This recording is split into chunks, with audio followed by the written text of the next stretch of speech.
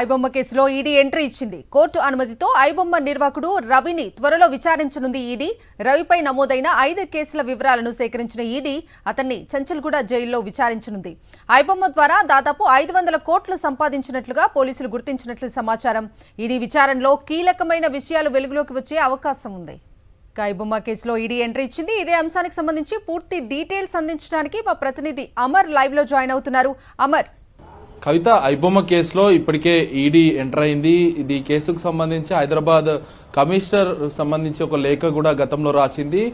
హైదరాబాద్ ఏదైతే సిసిఎస్ లో నమోదైనటువంటి కేసును పూర్తి స్థాయిలో ఆ పత్రాలన్నింటినీ కూడా ఈడీ తీసుకుంది. దీని ఆధారంగా విచారణను మొదలుపెట్టింది. ముఖ్యంగా చూసుకుంటే ప్రస్తుతం ఇప్పటికే హైదరాబాద్ సిసిఎస్ పోలీసులు మరోసారి 3 రోజుల పాటు కస్టడీ తీసుకుని ఆయన్ని ఒకవైపు విచారిస్తున్న క్రమంలోనే ఈ 3 రోజుల కస్టడీ ముగిసిన తర్వాత ఈడీ అధికారులు కోర్టు అనుమతి తీసుకుని అతన్ని విచారించనుంది. చంచల్గూడ జైల్లోనే అతన్ని విచారించేందుకు ఈడీ అధికారులు సిద్ధమైన నేపథ్యంలో ఇప్పటికే 500 కోట్లకు పైగా కూడా అతను డబ్బులు బదలాయింపు జరిగిందనేది ఒకవైపు సిసిఎస్ పోలీసులు ప్రాథమికంగా గుర్తించారు. ఈ నేపథ్యంలోనే ఈ 500 కోట్ల ట్రాన్సాక్షన్ కి సంబంధించి మనీ లాండరింగ్ కోణంలో ఈడీ ఈసీఆర్ నమోదు చేస్తుంది. నమోదు చేసుకున్న తర్వాత దీనికి సంబంధించి కోర్టు అనుమతి కోరుతుంది. కోరిన తర్వాత ఒకవేళ కోర్టు అనుమతిస్తే మాత్రం చంచల్గూడ జైల్లోనే ఇమ్మడి రవిని ప్రస్తుతం ఈడీ అధికారులు అయితే విచారించే అవకాశం అయితే కనబడుతుంది. ముఖ్యంగా ఈ 500 కోట్ల వ్యవహారానికి సంబంధించి చూసుకుంటే క్రిప్టో కరెన్సీ ద్వారా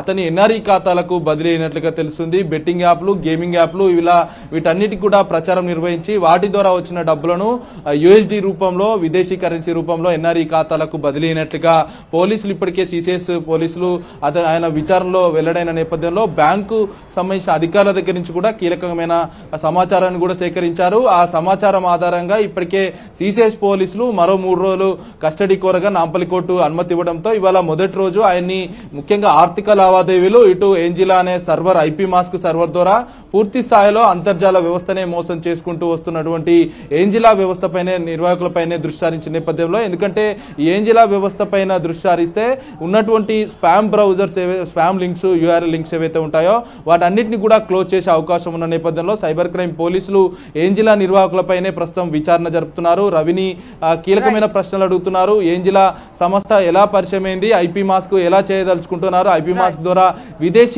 విదేశీ ఏరియాల్లో ఉన్నటువంటి లొకేషన్స్ ఎలా చూపిస్తుంది, ఇలా చాలా అనుమానాలు తావేస్తున్నాయి. కాబట్టి ఏంజిలా సంస్థపైనే పూర్తి స్థాయిలో దృష్టి సారించిన సిసిఎస్ పోలీసులు ఒకవైపు విచారణ కొనసాగిస్తున్నారు. ఈడీ సైతం ఈ కేసులో అతన్ని విచారించేందుకైతే సిద్ధమైందని చెప్పుకోవచ్చు. కవిత.